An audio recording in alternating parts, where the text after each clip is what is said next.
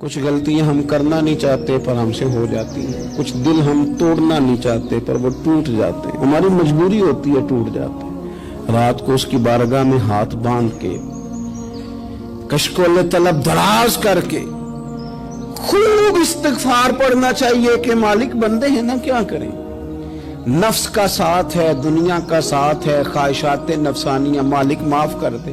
दर्द से तौबा, रस्म ना हो, कहानी ना हो, लफ्ज ना हो, जुमले ना हो, और जनाब ऐसे लोगों के बीच बड़े हाथ बांध के, और बड़ा कोई जरूरत नहीं, आप अकेले अपनी चारपाई पे बिस्तर के अंदर मुंह दे के भी दर्द से कहेंगे ना माफ कर दे, तो वो तो मेहरबानी बड़ा है।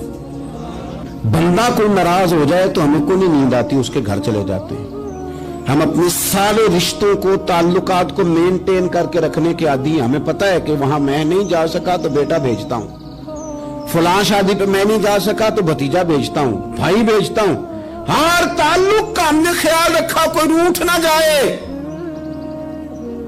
लेकिन कमाल है ना, ये नहीं सोचा कि अगर रब रूठ गया तो, जब वो रूठ जाए ना तो सारे रिश्ते भी बंदे के पास मौजूद हों तो कोई करामत नहीं होता। फिर करोड़ों रुपया जेब में हो तो डॉक्टरों की दवाइयां असर नहीं करती। वो रूठ जाए तो फिर इंसान इस तरह से फिसलता है कि बड़े बड़े उसके पास दरवाजे होते हैं पर किसी जगह उसका हाथ नहीं लगता। खुदारा ख्याल करे, दुनिया रूठती है तो रूठ जाए, रब रसूल नाराज ना होने पाए, इसका ख्याल करें। हुजूर फरमाते हैं वो मुस्कुराता है, उसे खुशी होती है जब कोई उसका बंदा उसकी तरफ रुजू करता है। आप देखें ना, सारे डॉक्टरों ने कह दिया कि इसके तो गुर्दे, मैदा, जिगर, हर चीज खत्म है, घर ले जाओ, खिदमत करो, हर तरफ परेशानी है। वो बंदा भी समझ गया है कि आखिरी वक्त आ गया, कल जाऊं परसों जाऊं, तैयारी हो गई, सब लोग आ गए, बाहर वाले भी आ गए, ये माहौल एक अजीब रंग इख्तियार कर गया। अचानक एक डॉक्टर ने आके कहा नहीं नहीं गलती लग गई थी। मुझे बताइए अंदाज क्या होता है? बगैर दवाई के बंदा उठ के खड़ा नहीं हो जाता। ओ मैं तो बच गया हूं। मेरे नबी पाक सल्लल्लाहु अलैहि वसल्लम मिसाल देते हैं, फरमाया एक आदमी सहरा में जा रहा, सहाबा से हुजूर खिताब कर रहे हैं, फरमाया एक आदमी सहरा में जा रहा था, उसने अपनी ऊँटनी पे खाना, पानी, पैसे, हर चीज रखी हुई थी। सहरा था बहुत बड़ा, दरमियान सहरा के गया तो थोड़ा सा सस्ताने के लिए, आराम करने के लिए ऊँटनी से नीचे उतरा। अब उसने ऊँटनी की लगाम, ऊँटनी की नकेल अपने सरहाने के नीचे रखी, हाथ के साथ पकड़ी और सो गया। थोड़ी ही देर के बाद जब उसकी आंख खुली तो देखा ऊँटनी गायब है। सहरा में वो पैदल ना आगे जा सकता है, ना पीछे जा सकता है, ना दाएं ना बाएं, खाने को रोटी नहीं, पीने को पानी का कतरा नहीं, थोड़ा इधर भागा उधर भागा, थक गया। करीम महबूब फरमाते हैं वो पूरी तरह निढाल हो गया और मायूस हो गया, माअज़ल्लाह। मायूस होके दोबारा उसी जगह आके लेट गया जहां पहले लेटा था, इंतजार करने लगा कि अब मौत ही आएगी, आखिरी वक्त है, अब ना मैं पैदल ये सहरा क्रॉस कर सकता हूं, ना पीछे जा सकता हूं, ना खाना है ना पानी है, सिवाय मौत के कोई सहारा नहीं। हुजूर फरमाते हैं वो रास्ते में दोबारा लेट गया। अचानक उसने रुख बदला तो ऊँटनी सामने खड़ी थी। हुजूर ने सहाबा से पूछा बताओ ना उसे भला कितनी को खुशी होगी? या रसूल अल्लाह जी से नई जिंदगी मिल गई है। नबी पाक सल्लल्लाहु अलैहि वसल्लम फरमाने लगे उसकी ऊँटनी मिल गई, बताओ भला उसे कितनी खुशी होगी? या रसूल अल्लाह वो तो दोबारा दुनिया में आ गया। हुजूर फरमाने लगे उसे कुछ भी खुशी नहीं हुई। जब कोई रब का गुनाहगार बंदा आके तौबा करता है, रब को इससे कई गुना ज्यादा खुशी होती है। मेरा बंदा आ गया, मेरा बंदा आ गया, मेरे घर आ गया, उसने आंसू बहाए हैं, उसने कहा अल्लाह मैं तेरा ही हूं, तेरा ही रिज़्क़ खाता हूं, तेरी ही जमीन पे रहता हूं, तेरे नाम से मेरी सांसें चलती हैं। वो आ गया। फरमाया उस ऊँटनी वाले से ज्यादा रब को खुशी होती है जब गुनाहगार आके तौबा करते। गुनाहगारों के आंसू उसकी बारगाह में बड़े मकबूल हैं, लेकिन हम रस्म अदा करते हैं, तौबा नहीं करते। हम अपने आप के साथ धोखा करते हैं, झूठ बोलते हैं। हम ना गुनाहगारों पर भी फतवा देने में जल्दी करते हैं और नेकी पर बिशारत देने में भी जल्दी करते हैं, हालांकि ये हमारी जिम्मेदारी नहीं। पता नहीं अल्लाह ताला किसको कब तौफीक तौबा दे के अपने करीब कर ले, लेकिन बड़ी जल्दी है। बड़ी जल्दी फतवा देने में। और ये फतवा अब सिर्फ मुफ्तियों का नहीं रह गया, ये मेरी तरह के आपकी तरह के ढेरों लोग हैं जिन्होंने जेब में फतवे डाले हुए। भाई आपने क्यों जिम्मेदारी ले ली है जन्नत में दाखिल करने की और निकालने की? ये तो मेरे रब करीम का करम है, वो जिसको चाहे जब चाहे जितना चाहे अता करे। लेकिन कुछ लोग ना बड़े पक्के हो गए हैं कि शायद जो मैं सोच रहा हूं वही दुरुस्त है। कभी कभी कुछ चीजें अजीब भी होती हैं, लिहाजा खुदा की रहमत पर भरोसा करके बात करनी चाहिए। अपनी मर्जी के फतवे नहीं दागने चाहिए। वो देखो जी फलाना बंदा यूं कर रहा है, आपको पता ही नहीं पूरी बात का, आपको इल्म ही नहीं पूरी बात का। हजरत बाउलक नक्शबंद बुखारी रहमतुल्लाह अलैह फरमाते, मैं हज करने गया तो वहां मैंने एक आदमी को करोड़ों का कारोबार करते देखा, तो मेरे दिल में ख्याल है यहां भी अल्लाह अल्लाह करनी चाहिए थी, दुनियादारी कर रहा है। लेकिन फरमाते हैं हज से फारिग हुए तो मैंने देखा वही बंदा सारा कुछ रब की बारगाह में खैरात कर रहा है, और सैकड़ों गरीब हाजी हैं जिनको पूरे पूरे खर्चे दे रहा है। तो मैंने वही अपनी सोच से तौबा की कि मैं कहां था। बड़ी जल्दी खड़े ना हो जाएं। हजरत हसन बसरी रहमतुल्लाह ताला अलैह इरशाद फरमाते हैं कि मैं दरिया के किनारे गया तो वहां मैंने एक शख्स को देखा, वो अपनी एक खातून की गोद में सर रख के बैठा और करीब एक बोतल भी पड़ी है। मेरे दिल में माज अल्लाह ख्याल आया कि देखो किस अंदाज में एक औरत के साथ ये है और पास बोतल भी पड़ी है, जाने शराब है। कहते मैं सोच ही रहा था कि अचानक की कश्ती आ रही थी दरिया में, वो हिचको लेखा है, कश्ती में 4-5 लोग थे, वो दरिया में डूबने लगे। वो आदमी तेजी से उठा, दरिया में छलांग लगाई, पहले एक को निकाला, फिर दूसरा निकाला, फिर तीसरा निकाला, एक बंदा रह गया। कहने लगा हुजूर मुझे तो आपने गुनहगार समझा है, मैं तो बड़े गलत अंदाज में यहाँ बैठा हूँ, आपने जो सोचा चलेंगे चौथा बंदा आप निकालना है। करे ना ये काम, करे ना ये काम, बड़े भोले भाले बड़े अल्लाह वाले, रियाज आपको बस हम ही जानते हैं, इतनी जल्दी फतवा। हजरत हसन बसरी फरमाते हैं मैं पशेमान हुआ, मैंने कहा मुझे तैरना नहीं आता, तो देर न कर चौथा डूब ना जाए। फिर तो उसने छलांग लगाई, चौथा भी निकाल लाया और कहने लगा हजरत आपने जल्दी की सोचने में, ये बीबी मेरी माँ है और ये सिरके की बोतल है। हम माँ बेटे का ये मशगला है कि ये वो जगह है जहाँ आके लोग मुसाफिर उतरते हैं, और यहाँ से किसी का घर 100 मील है, किसी का 200 मील है। हम सुबह सिरका खजूरें रोटियां लेके यहाँ आते हैं, मुसाफिरों की नौकरी करते हैं, कोई परेशान हो तो मदद करते हैं। हजरत ख्वाजा हसन बसरी फरमाते हैं मैंने माफी मांगी, उनसे भी मांगी, रब से भी मांगी। उन्होंने मांग ली ना, बुजुर्ग थे, पर हमको नहीं तैयार मांगने को। हम हर वक्त बदगुमानियां, वो फलाना फलाने जुर्म करता था, मैं उसे अब कैसे नेक मान लूं? भाई अब वो नमाजी है, खुदा के घर आता जाता है, अब अल्लाह की बारगाह में हाजिर होता है। जब रब ने माफ कर दिया तू भी सोच बदल जा। सुने हुजूर क्या फरमाते हैं, नबी पाक साहिब अलाक सल्लल्लाहु तआला अलैहि वसल्लम फरमाते हैं, मुस्नद इमाम अहमद बिन हंबल देखिए, फरमाया रब उस वक्त बड़ा ही मुस्कुराएगा जब कातिल भी जन्नत में जाएगा, मकतूल भी जन्नत में जाएगा। या रसूलल्लाह मकतूल तो गया, ये कातिल कैसे चला गया? हुजूर फरमाते हैं जाएगा, और जाएगा और रब मुस्कुराएगा जो उसकी शान के लायक है। या रसूलल्लाह किस तरह? तो नबी पाक सल्लल्लाहु अलैहि वसल्लम फरमाने लगे इसने एक मोमिन को कत्ल किया था, वो शहीद होकर जन्नत में चला गया। अब अल्लाह ने बाद में इसे तौबा की तौफीक दे दी। पहले इसने कलमा पढ़ा, फिर ये मैदान में उतरा, काफिरों से लड़ा, ये शहीद हुआ, रब ने इसे भी जन्नत दे दी। कातिल भी जन्नत में, मकतूल भी जन्नत में। और बात इतनी अनोखी है कि रब देख के मुस्कुरा रहा है जो उसकी शान के लायक है। हम जल्दी में हैं, हम इंतजार नहीं कर रहे कि शायद तौबा कर जाए, हम इंतजार नहीं कर रहे। लेकिन मेरे अजीज इतनी जल्दी न करें। सोचों का साफ होना, जहनों का पाक होना और लोगों के बारे में गुमान का अच्छा होना। आप किसी नफ्सियात के डॉक्टर के पास चले जाएं, उसे कहें टेंशन बढ़ी है, मैं उनके मज़ामीन पढ़ता रहता हूं, वो सबसे पहला सबक आपको ये पढ़ाएंगे कि अच्छा सोचा करें। अच्छा सोचने से बंदा तंदुरुस्त रहता है। किससे बंदा तंदुरुस्त रहता है? हाँ जी, वाकई।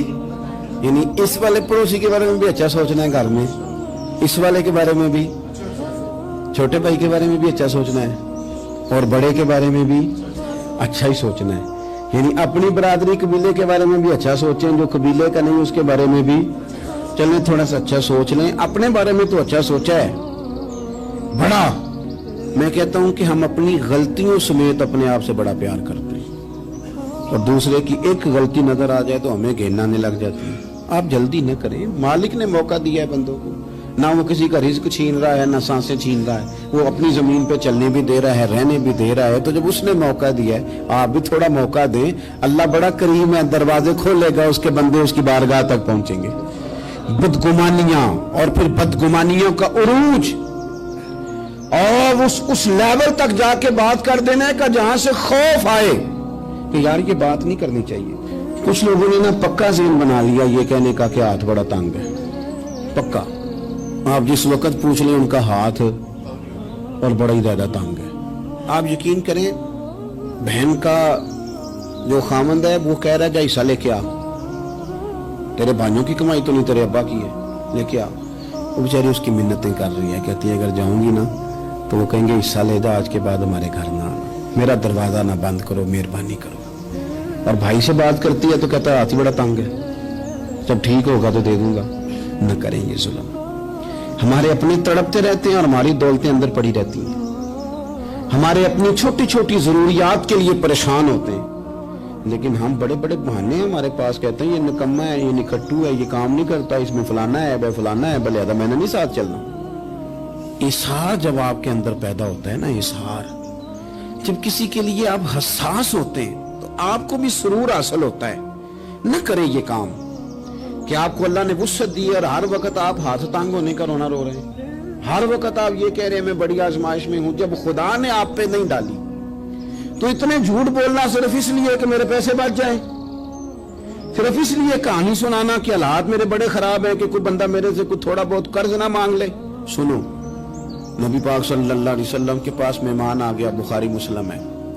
حضور نے ازواج مطہرات کے گھروں میں پیغام بھیجا, کچھ چیز ہے ضیافت کے لیے. یا رسول اللہ کچھ بھی نہیں, یہ دو جہاں کے شاہ ہیں اور پاس کچھ رکھتے نہیں, دو جہاں کی نعمتیں ہیں ان کے خالی ہاتھ میں.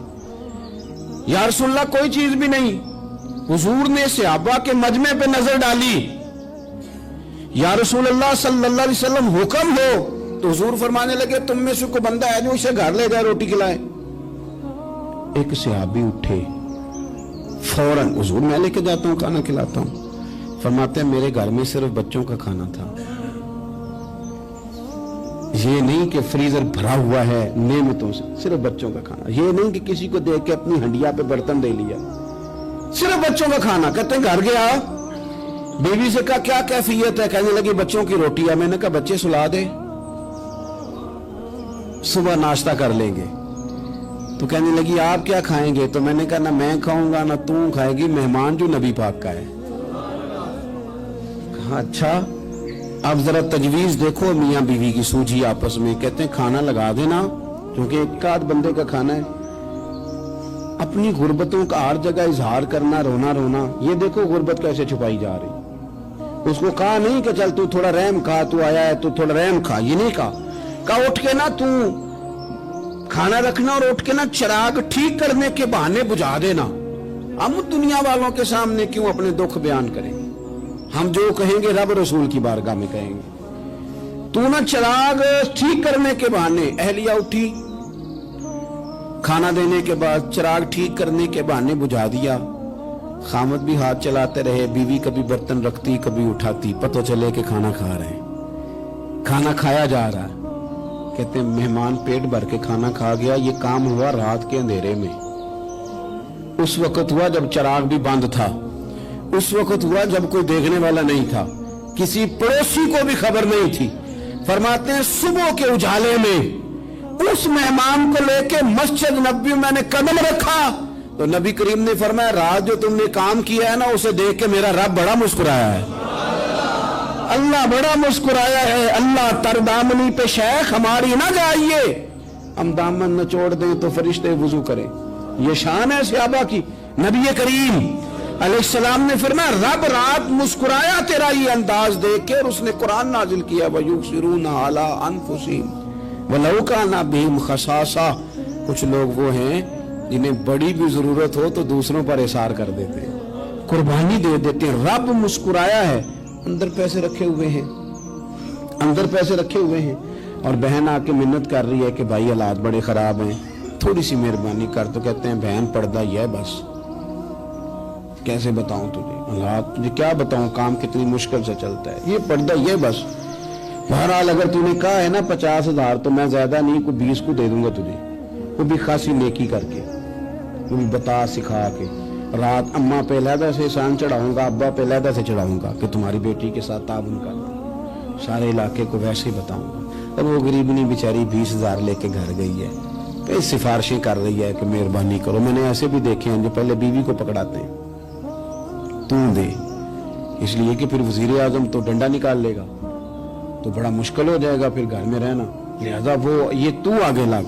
ये क्या लहजा है आपका, ये तो किसी को भी दे तो छुपा के देने का हुक्म है, किसी को भी दे तो हमें हुक्म ये है कि सीधे हाथ से देना है, उल्टे को खबर। और ये जो बिल्कुल ही अपने हैं उन पर तो पर्दा पोशी आपके लिए वैसे ही जरूरत थी। मेरे अजीज, रब मुस्कुराता है। मेरे नबी पाक अलैहिस्सलाम ने ये आमाल हमें बताए जिन पर अल्लाह मुस्कुराता है, खुश होता है। और बाज लोगों को हुजूर ने नॉमिनेट किया। हज़रत साद बिन मुआज़ रज़ी अल्लाह ताला अन्हु अजीम सहाबी थे। ये वो खूबसूरत सहाबियां जिनके जनाजे को कंधा मेरे नबी पाक ने अता फरमाया, हुजूर ने कंधा अता फरमाया। कमाल हो गई, निर्ख बाज़ारे मोहब्बत का अनोखा ही हो गया, खुद खरीदारों में शामिल आके मौला हो गया। हुजूर ने कंधा दिया। हज़रत साद बिन मुआज़ रज़ी अल्लाह ताला अन्हु का जब जनाजा उठा, उनकी वालदा रो पड़ी, बड़े दर्द से रोई। माँ थी ना, उनकी आवाज जब हुजूर तक गई तो नबी पाक ने फरमाया आंसुओं को रोक ले, आवाज को कम कर ले, तेरे बेटे की तो जब रूह परवाज हुई है तो रब मुस्कुराया है। जिसके आने पे रब राजी हो, मुस्कुरा दे जो उसकी शान के लायक है। ये तो वो लोग हैं कि जिनके जाने पर ना रब, वो किसी ने कहा था कि मेरे मरने पे हर सू शोर मच जाएगा, देखोगे मेरे मरने पे हर सू शोर तो पता चल जाएगा जब हम जाएंगे, मेरे मरने पे हर सू शोर मच जाएगा देखोगे, और कहने अलविदा सरकार खुद तशरीफ लाएंगे।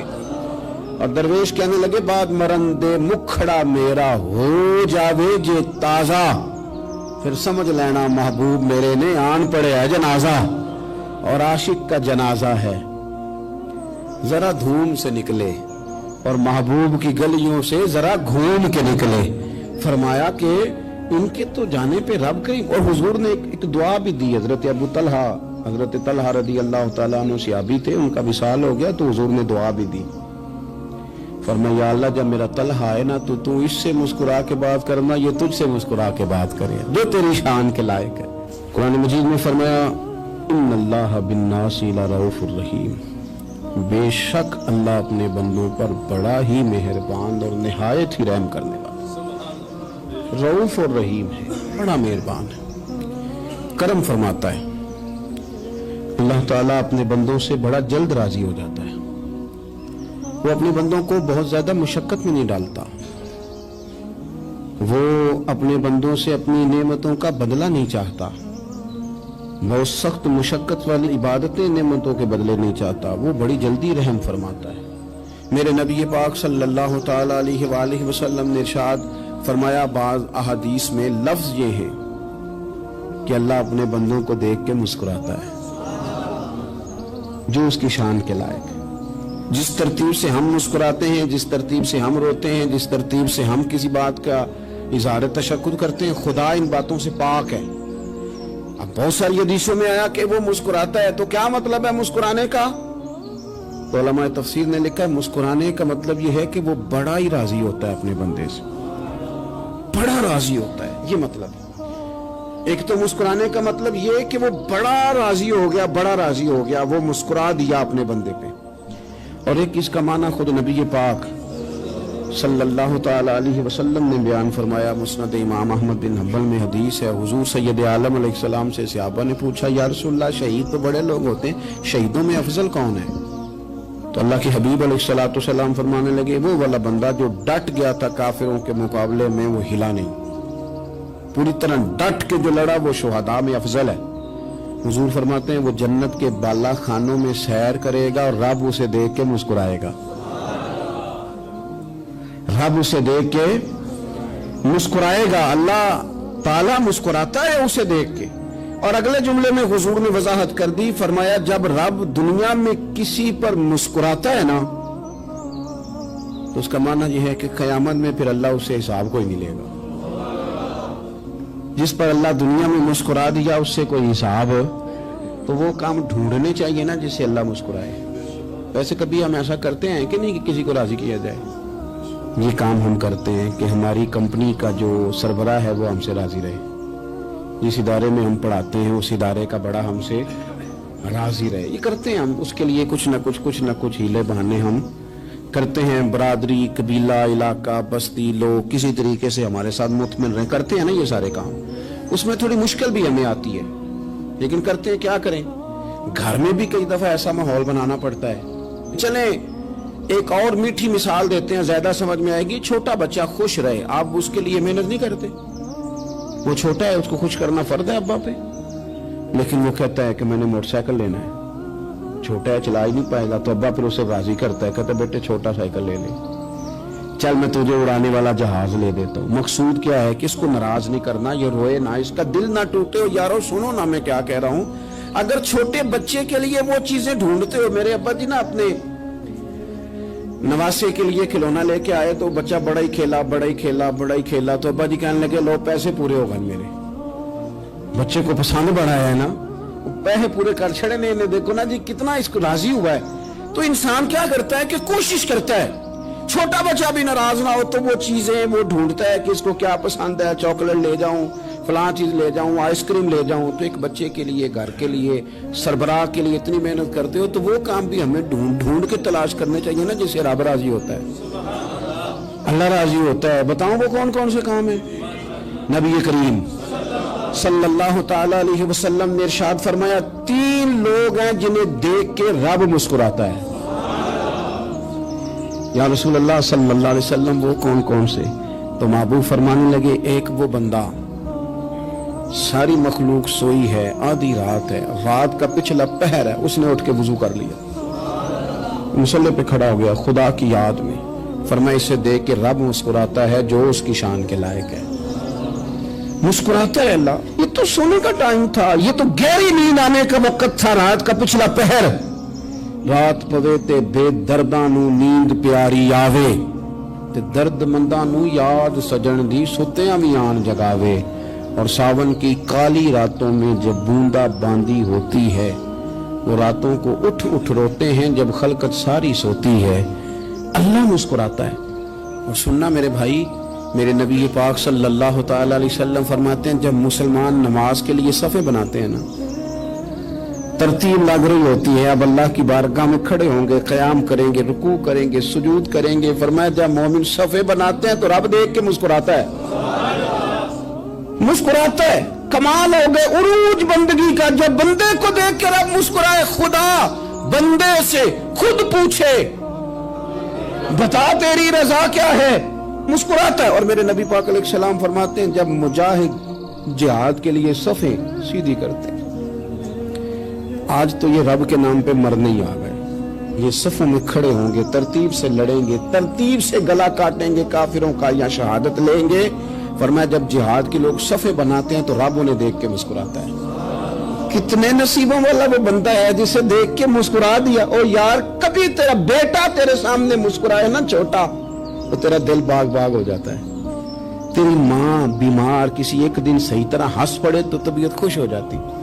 مجھے بتاؤ نا جس کا رب بھی اسے دیکھ کے ہنس پڑے، جو اس کی شان کے لائق ہے، کیا اس بندے کے نصیبیں ہیں، کیا اس کے مقدر ہیں۔ آپ اس مقام پر اپنے آپ کو لائیں۔ اب دیکھیں نا یہ حدیث آپ نے سن لی، اب ہم نے نا اس طرح صفحے نہیں بنانے جس طرح ساری دنیا، اب ذرا صفحے بھی شوق سے بنائیں گے، آپ ذرا تھوڑا سا شوق پیدا کریں گے، بھئی یہ تو میں وہ کام کرنے لگا ہوں جسے دیکھ کے رب مسکراتا ہے۔ نبی پاک صلی اللہ علیہ وسلم نے فرمایا جب کوئی بندہ توبہ کرتا ہے نا، ہم توبہ کا رٹا لگاتے ہیں، یا اللہ میری توبہ، یا اللہ۔ اور توبہ کا تو مطلب یہ ہے کہ پچھلے گناہوں سے پکی توبہ، آج کے بعد یہ غلطی نہ کرنے کا پکا وعدہ۔ انہیں ساری شب برات رو کے گزاری ہے. بتا سویرے جھوٹ جوڑنے کا ارادہ ہے تیرا؟ آج کے بعد رشوت تو نہیں نہ لے گا, ملاوٹ تو نہیں نہ کرے گا, یہ توبہ ہے. اور اگر سارے کام اسی طرح کرنے تو پھر یہ توبہ کا رٹا ہے, جتنا مرضی لگاؤ. حضرت علی بن ربیعہ رضی اللہ تعالیٰ عنہ فرماتے میں مولا علی کے ساتھ تھا, مقام حرہ کی طرف جا رہے تھے, حضرت علی نے ہاتھ اٹھا کے دعا مانگی ہماری تعلیم کے لیے. ورنہ حضرت علی ہم صحابہ کو محفوظ عن الخطا تو مانتے ہیں نا. ہاتھ اٹھا کے کہا اے اللہ ہمارے گناہ بخش دے, تیرے علاوہ کوئی معاف کرنے والا نہیں. اور پھر حضرت علی آسمان کی طرف دیکھا اور دیکھ کے نا حضرت علی بن ربیعہ کو تو مسکرائے. حضرت علی بن ربیعہ کہنے لگے حضور مسکرائے کیوں؟ وہ فرمانے لگے ایک دن میں حضور کے ساتھ اسی طرح آیا تھا, اسی طرح حضور نے دعا فرمائی تھی ہماری تعلیم کے لیے, اور پھر حضور مجھے دیکھ کے مسکرائے تھے اور فرمایا جب کوئی بندہ رب کی بارگاہ میں اس طرح استغفار کرتا ہے تو رب مسکراتا ہے اور مسکرا کے فرماتا دیکھ لو میرے بندوں کو پتا ہے کہ میرے علاوہ معاف کرنے والا کوئی نہیں.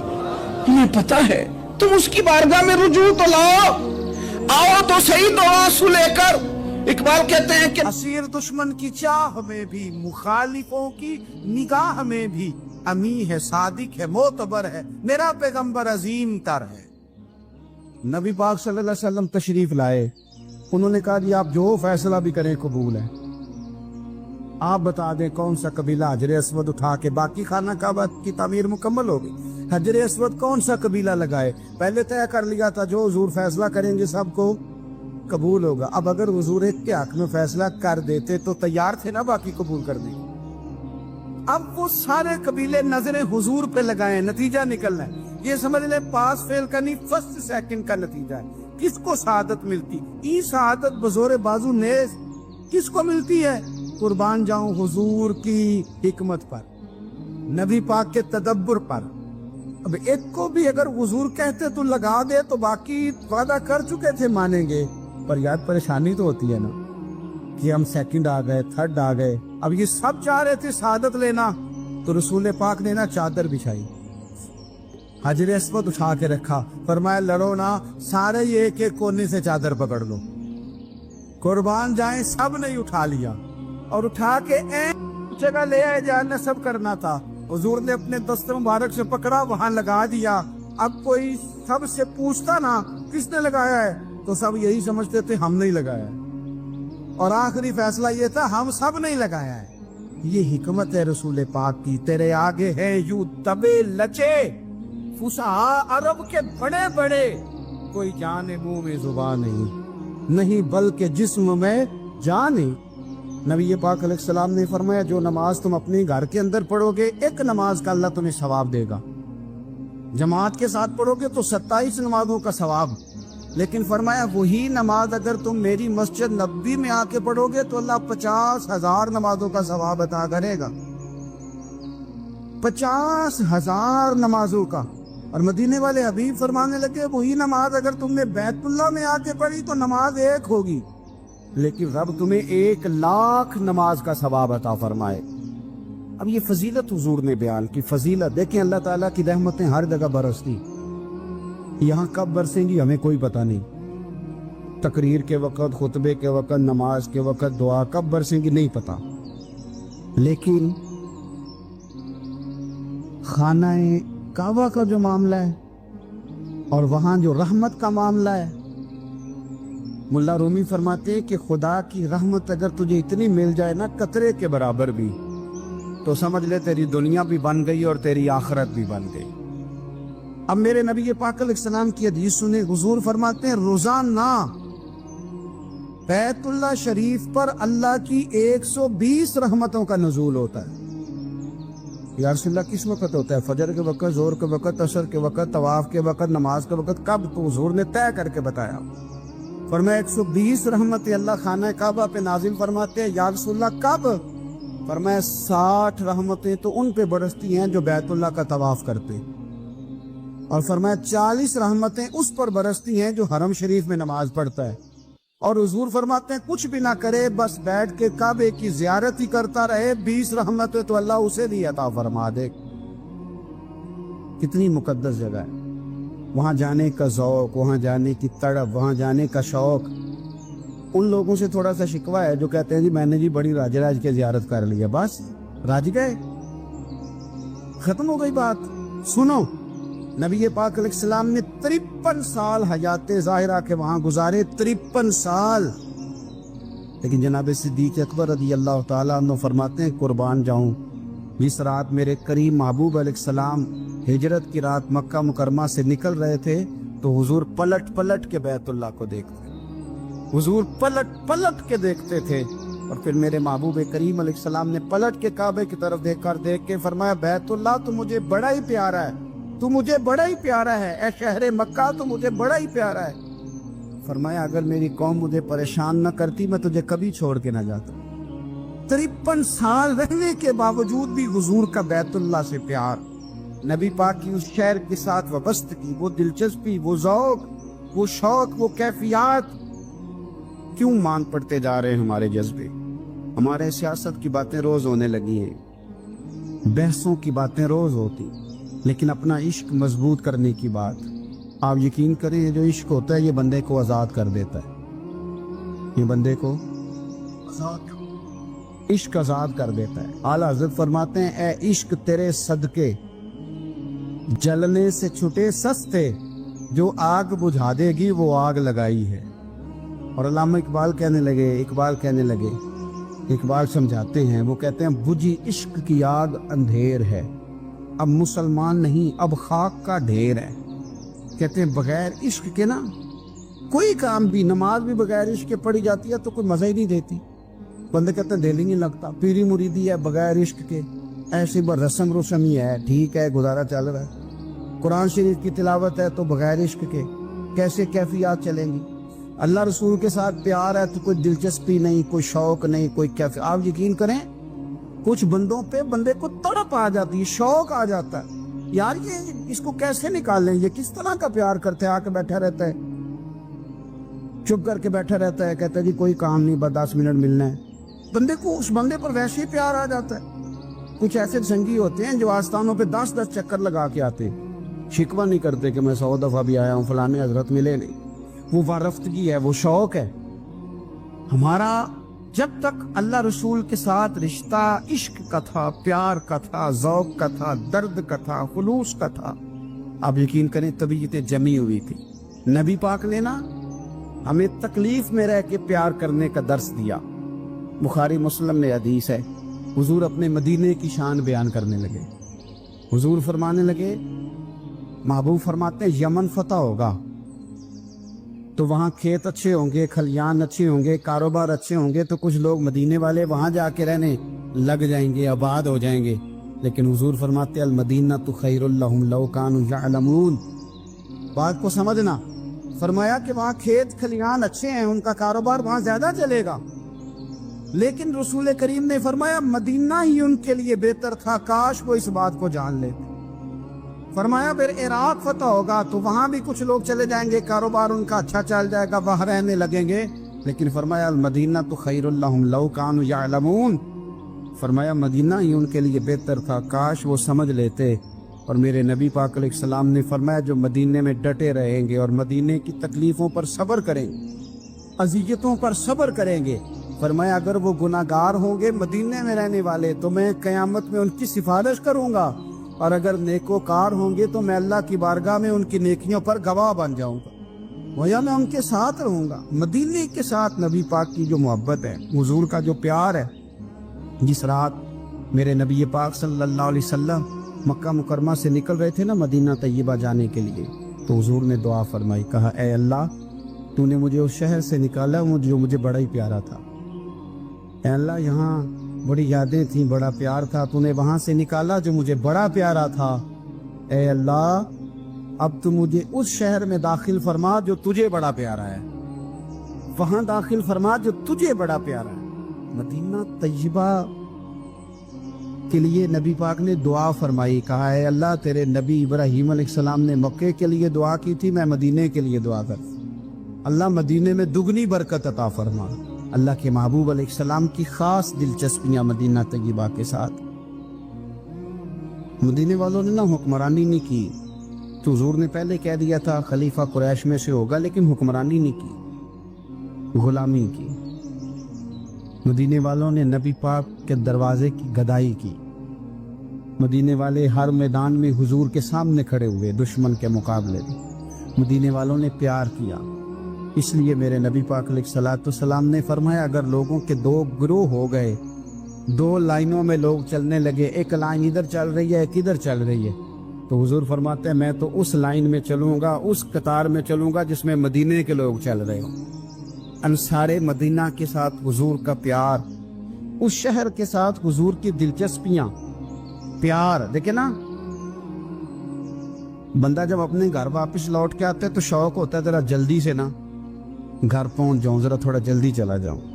کئی سفر سے آئے، صحابہ فرماتے ہیں کہ جب نبی پاک کسی جنگ سے، جہاد سے، سفر سے لوٹتے، مدینے کی عمارتیں نظر آتی تو گھوڑا تیز کر لیتے،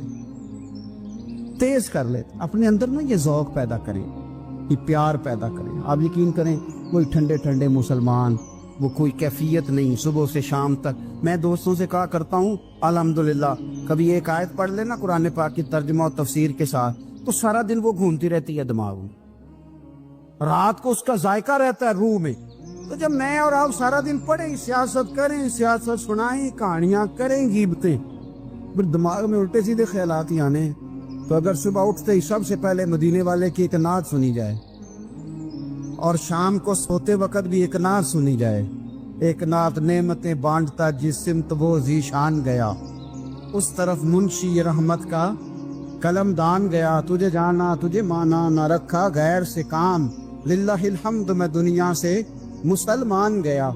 تو اگر یہ ذوق بنا لیا جائے تو انشاءاللہ رات کو بھی آپ کو نا مدینہ ہی نظر آئے گا، انشاءاللہ خواب میں بھی آپ ٹکٹنگ کرا رہے ہوں، آپ ویزا ہی لگوا رہے ہوں گے، لیکن شرط یہ ہے کہ وہ کیفیت ہو، وہ پریم ہو، وہ پیار ہو۔ مدینے والوں نے بڑی غلامی کی، کبھی کوئی شکوہ نہیں کیا، ویسے کبھی کبھی اللہ موقع بناتا تھا، کبھی کبھی نا مدینہ شریف میں ایسے ہوتا تھا کبھی کبھار۔ ایک دفعہ نا جب کچھ علاقے فتح ہوئے تو بڑا مال آیا فتح مکہ کے بعد، تو بخاری مسلم میں حدیث ہے، اسلام کے اندر یہ ہوتا ہے کہ جو نیا کلمہ پڑھتا تھا اسے مال غنیمت میں سے زیادہ حصہ دیا جاتا تھا، اس کو کہتے ہیں مؤلفۃ القلوب، تالیف قلب کے لیے۔ تو چونکہ یہ قانون تھا تو نبی پاک صلی اللہ علیہ وسلم نے نا مکے والوں کو ذرا مال تھوڑا زیادہ دیا۔ مدینے میں سے ایک آدھ نوجوان نے کہا کہ حضور نا آپ اپنے رشتہ داروں کی طرف توجہ زیادہ کرنے لگے، یہ بھی محبت کی جنگ ہوتی ہے نا، قربان جائیں۔ حضور سید عالم علیہ السلام تک بات پہنچی اور اسی طرح پہنچی کہ ایک آدھ نوجوان نے بات کی ہے۔ نبی پاک علیہ السلام نے ترکی خیمہ لگوایا، فرمایا مکے والا کوئی نہ آئے بھائی، صرف مدینے والے آئیں۔ سارے حضور کے سامنے بیٹھ گئے، ذرا منظر دیکھنا، حضرت ابو ایوب انصاری رضی اللہ تعالیٰ عنہ سے لے کر سارے انصار۔ حضور نے فرمایا بھی میں نے سنا ہے تم میں سے کچھ نے کہا ہے کہ حضور اپنے رشتہ داروں کو زیادہ دینے لگے۔ رو پڑے مدینے والے، یا رسول اللہ وہ تو ایک نوجوان نے غلطی۔ فرمایا نہیں تم کہہ سکتے ہو کہ یا رسول اللہ صلی اللہ علیہ وسلم مکے والوں نے تو آپ کو تکلیف دی تھی، ہم نے آپ کو ٹھہرایا، تم کہہ سکتے ہو چونکہ تم نے ٹھہرایا تھا۔ مدینے والے رونے لگے کہ یا رسول اللہ ہم کون ہوتے ہیں ٹھہرانے والے، وہ تو آپ آئے، اللہ نے مدینے کو شانیں عطا کر دی۔ میرے محبوب نے فرمایا تم کہو نا کہ یا رسول اللہ مکے والے تو بدر میں تلواریں لے کے آ گئے تھے، ہم تھے جنہوں نے سینے پیش کیے تھے۔ وہ رو رہے ہیں، نہیں حضور ایسا تو نہیں ہے، وہ تو آپ نے مہربانی کی تو بدر میں ہم میں سے کچھ شہید ہو گئے، کچھ غازی بن گئے کی برکت سے۔ حضور نے فرمایا تم کہو کہ احد کے میدان میں انہوں نے پتھر مارے تھے، ہم نے سینہ پیش کیا تھا۔ حضور بھی رونے لگے، مدینے والے بھی رونے لگے۔ نبی کریم نے فرمایا تم کہو کہ جانے ہم نے قربان کی، تم کہو کہ حضور ایک قربانیاں ہم نے دی، کہہ سکتے ہو تم نے دی ہیں، ہمارا حق بنتا ہے کہو۔ اور جب رو رو کے بے حال ہو گئے تو سرکار بھی روئے، کھل کے روئے، پھر آنسو پونچھے اور کریم رسول فرمانے لگے وہ بھولے مدینے والو، کیا تم یہ نہیں پسند کرتے کہ لوگ جب اپنے گھروں میں جائیں تو بھیڑ بکریاں لے کے جائیں، اور جب مدینے والے اپنے گھر جائیں تو اللہ کے رسول کو ساتھ لے کے جائیں؟ تم یہ نہیں پسند کرتے کہ تمہارے ساتھ میں جاؤں؟ یہ نہیں تمہارا شوق؟ دیکھو کسی کے حصے میں کچھ آیا، کسی کے حصے میں کچھ آیا، کسی کے حصے میں کچھ آیا۔ مدینے والے وہ لوگ ہیں جن کے حصے میں اللہ کا پیارا حبیب آیا۔ تمہیں رسول کریم ملے، تم کتنے خوش بخت ہو، کتنے خوش نصیب ہو۔ تمہیں نبی پاک کا ساتھ ملا، حضور ہے، یہ ہے ارض جنت، یہ طیبہ کی زمین ہے۔ جنت بھی یہیں اور مال کے جنت بھی